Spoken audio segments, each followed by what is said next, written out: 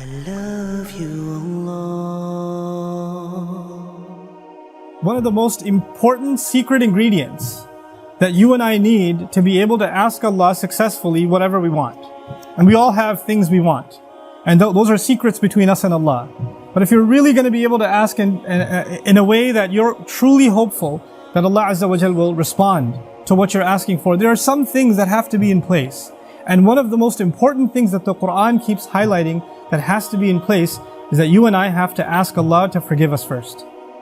You have to ask Him to forgive us first. Before you ask Him anything else that you want or I want, we need to be able to genuinely ask Allah to forgive us. And I'm saying today, people ask, which dua can I make for forgiveness? Or what are the best words I can say for this dua? Or people have duas for separate occasions. So when a woman is expecting, she'll email me or she'll come up to me and say, look, I'm going to have a baby. Which dua can I make right now? Or somebody will say, I'm going for a job interview. Which dua can I make right now? Right? There's always this, give me the special dua for the special occasion. Let me tell you, those words are important because they're sacred and they're revealed.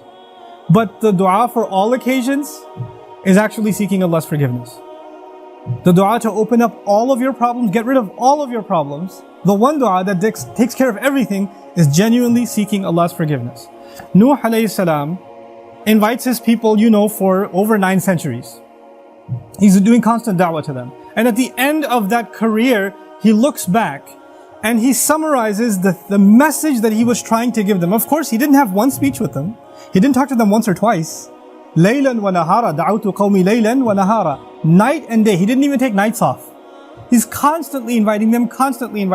And in a surah dedicated to his name, Surah Nuh, the surah of Nuh alayhi salam, he himself summarizes the entire message he was giving his people this whole time. What is it that I want from you?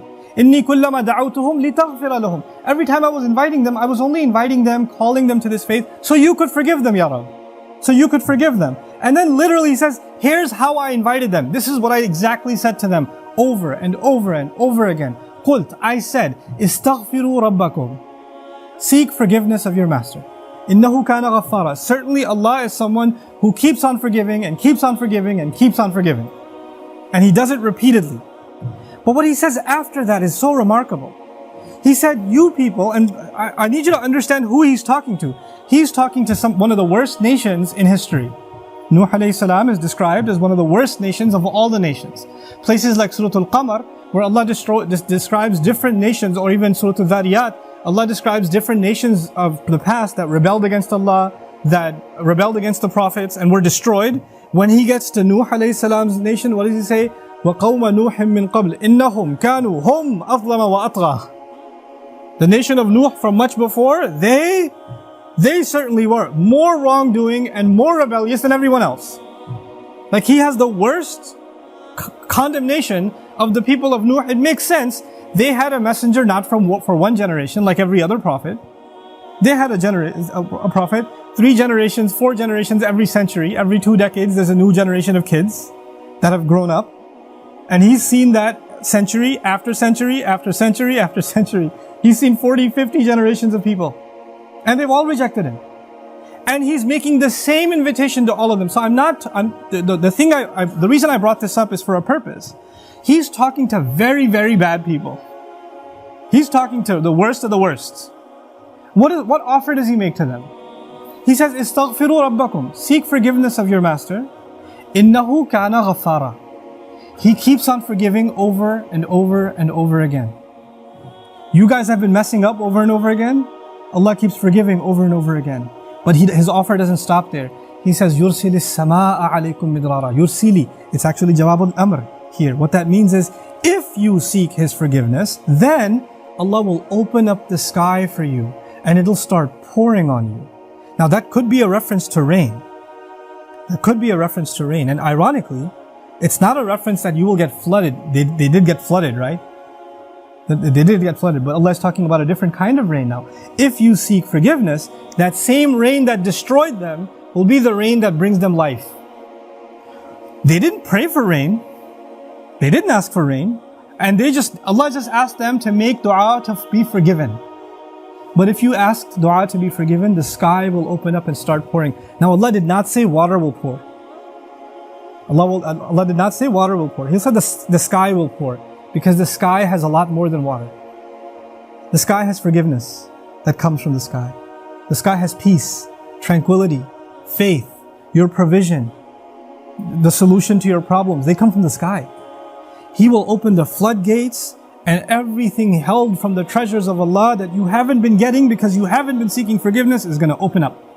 Just ask for forgiveness. You're asking to solve problem A, problem B, problem C. There are problems you don't even know you have. Allah knows that you have them.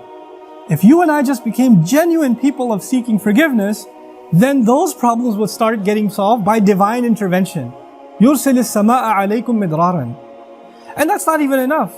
You're asking forgiveness for who? Yourself. اسْتَغْفِرُوا رَبَّكُمْ is seek forgiveness for yourself. He says, وَيُمْدِدْكُمْ بِأَمْوَالٍ وَبَنِينَ, and He will extend you by giving you money and giving you children. He will further your good legacy with money and kids. It's not even money that will lead you away from Allah, because it's in the context of you seeking forgiveness.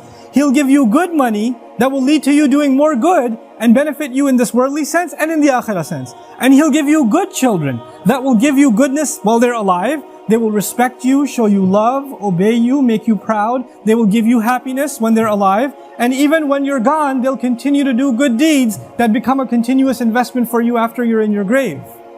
Allah will give you all of these things. By the way, this is the same two words, money and children. Later on, وَإِنَّهُمْ عَصَوْنِي وَاتَّبَعُوا مَنْ لَمْ يَزِدْهُ مَالُهُ وَوَلَدُهُ إِلَّا خَسَارًا. They disobeyed me, and they only follow the people whose money and his kids do nothing but cause them more loss. Money and kids are a means of loss. But when money and kids come from Allah, after you seek forgiveness, they become gain. See, it's the same money and kids. It's the same money and kids. The only difference is, now they have the blessing of Allah's forgiveness on top of them. It's like they were contaminated until Allah purified them with His forgiveness. Istaghfiru rabbakum, and look, seek Allah's forgiveness. What doesn't open up? The sky opens up in ways you can't imagine.